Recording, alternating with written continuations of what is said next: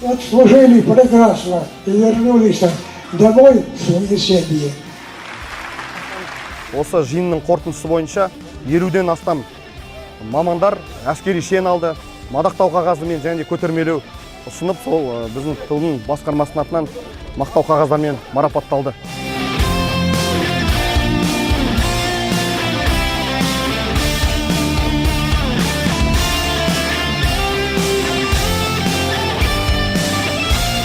Алматы қаласындағы бір айлық жиынға қатыстым.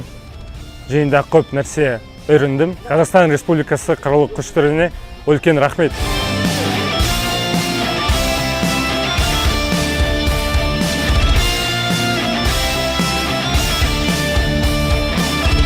Ғазиздар,